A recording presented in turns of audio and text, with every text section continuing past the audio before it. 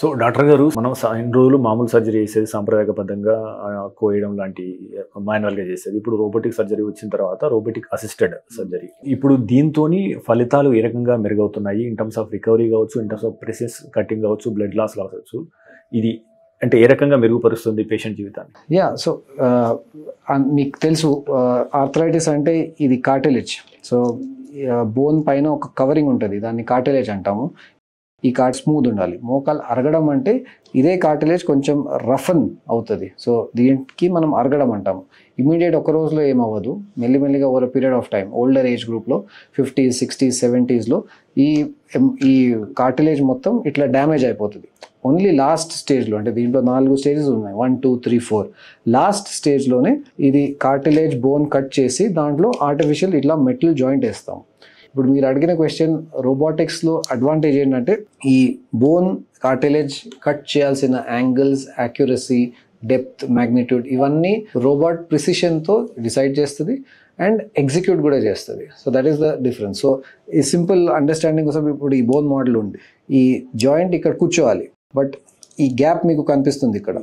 So ఇట్లాంటి gaps రోబోటిక్లో రావు. Precision surgery అంటాము. So perfect shape matching అంటాం ఫీమర్, అంటే ఇంప్లాంట్ పర్ఫెక్ట్గా వెళ్ళి కూర్చుంటుంది బోన్ పైన.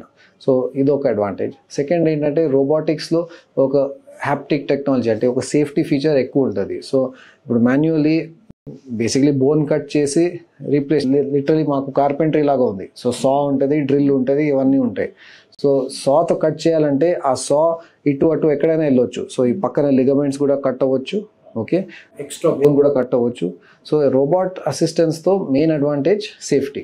సో ఒక బౌండరీ ఇన్ స్పేస్ తయారు చేస్తుంది, హ్యాప్టిక్ బౌండరీ అంటాం దాన్ని. ఆ బౌండరీ క్రాస్ అవ్వదు. సో ఓవరాల్ పేషెంట్కి ఒక సేఫ్టీ ఫీచర్ ఎక్కువ ఉంటుంది.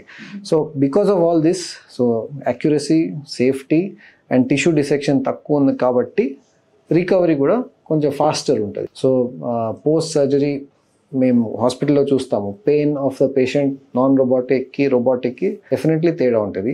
బెల్టింగ్ ఎంత తొందరగా మనం బెండింగ్ చేయగలుగుతాము, అది కూడా రోబోటిక్స్లో ఫాస్టర్ ఉంటుంది. సో ఇవి కొన్ని అడ్వాంటేజెస్ ఉన్నాయి రోబోటిక్స్తో.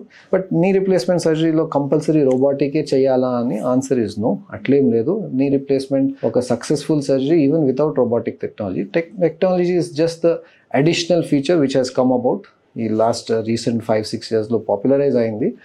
Still long way to go, but definitely 1 step above the regular. మీరు తీసుకునే అదే మందులు, అదే నాణ్యమైన మందులు, కానీ సగం ధరకే. అవును, మెడ్ ప్లస్ బ్రాండ్స్ పై 50 to 80% తగ్గింపు.